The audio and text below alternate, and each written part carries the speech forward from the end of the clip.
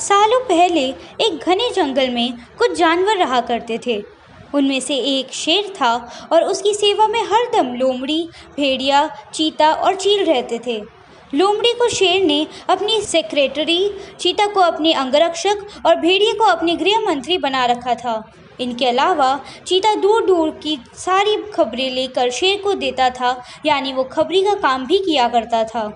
इन चारों को भले ही शेर ने अच्छे अच्छे पद दे रखे थे, लेकिन दूसरे जानवर इन्हें चापलूस मंडली कहते थे। सबको पता था कि चारों कोई काम करे चाहे ना करे, लेकिन शेर की चापलूसी खूब अच्छे से करते हैं। रोज़ाना चारों जानवर शेर की बड़ाई में कुछ शब्द कह देते थे, जिससे वो खुश हो जाता था। इन सब के चलते जैसे ही शेर शिकार करता था, वो अपना पेट भरने तक खाने के बाद वो अपने चारों खास पद की में बैठे जानवरों को बाकी का हिस्सा दे देता था। इसी तरह लोमड़ी, भेड़िया, चीता और चील की ज़िंदगी बड़े ही आराम से कट रही थी।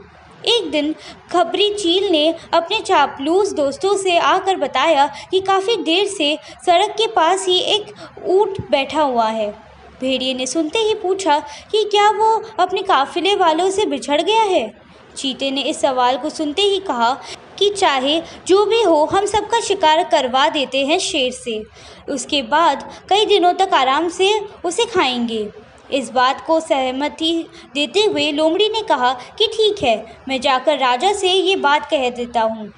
इतना कहकर सीधा लोमड़ी शेर के पास पहुंची और बड़े ही प्यार से बोली, महाराज, हमारा दूत खबर लेकर आया है कि एक ऊंट हमारे इलाके में आकर सड़क के किनारे में बैठा हुआ है। मुझे किसी ने बताया था कि मनुष्य जिस जानवरों को पालते हैं उनका स्वाद काफ़ी अच्छा होता है, एकदम राजाओं के खाने के लायक। अगर आप कहें तो मैं यहाँ ऐलान करवा दूँ कि वह ऊंट आपका शिकार है। लोमड़ी की अच्छी बातों में आकर शेर ने कहा, ठीक है। इतना कह ही वह उस जगह पर पहुंच गया जहां ऊंट बैठा हुआ था। शेर ने देखा कि वह ऊंट काफ़ी कमज़ोर है और उसकी आंखों में भी काफ़ी पीली हो चुकी है। उसकी ऐसी हालत शेर से देखी नहीं गई। उसने ऊंट से पूछा कि तुम्हारी ऐसी हालत कैसे हो गई। कराहत हुए ऊंट ने जवाब दिया, जंगल में राजा, क्या आपको नहीं पता कि सारे इंसान कितने दयाहीन होते हैं।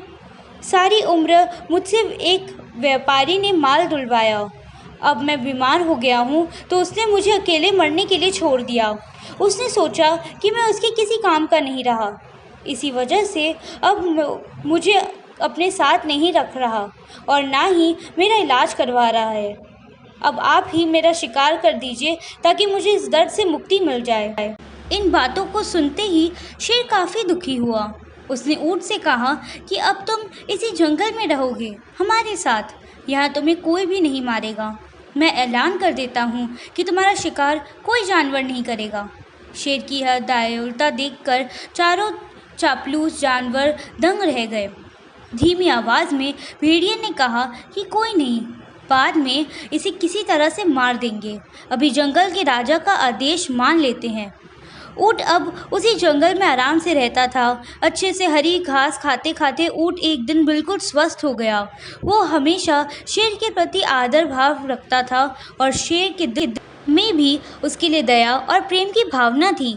अब शेर की शाही सवारी भी स्वस्थ ऊंट निकालता था। वो शेर के चारों खास पदाधिकारी जानवरों को अपनी पीठ पर बैठाकर चलता। एक दिन चापलूस जानवरों ने जंगल के राजा शेर को हाथी का शिकार करने के लिए कहा। राजा भी मान गया, लेकिन वो हाथी पागल था। उसने शेर को बुरी तरह से पटक दिया।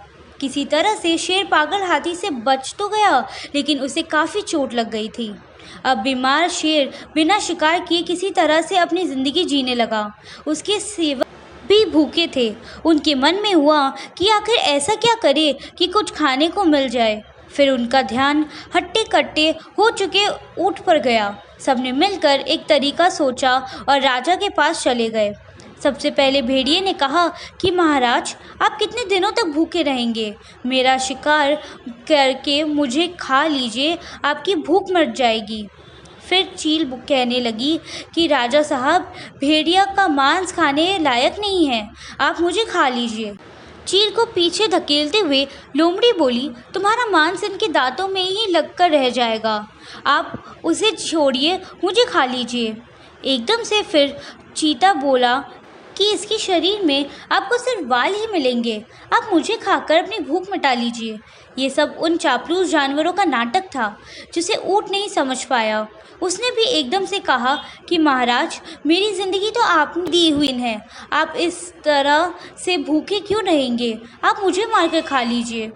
चारों चापलूस जानवरों को इसी बात का इंतज़ार था। उन्हें एकदम से कहा कि ठीक है महाराज, आप ऊँट को ही खा लीजिए। अब तो ये खुद ही कह रहा है कि मुझे खा लो, और इसके शरीर में मांस भी काफ़ी ज़्यादा है। अगर आपकी तबीयत ठीक नहीं लग रही है तो इसका शिकार हम कर देते हैं। इतना कहते ही चीता और भेड़िए ने मिलकर एक साथ ऊँट पर हमला कर दिया। कुछ ही देर में ऊँट की मौत हो गई।